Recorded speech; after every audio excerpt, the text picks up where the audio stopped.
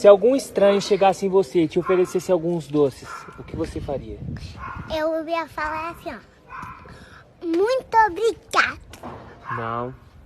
Você tem que falar que não conhece, entendeu? Vamos fazer um teste aqui, vai. Vamos de novo, vamos de novo. Vai, então.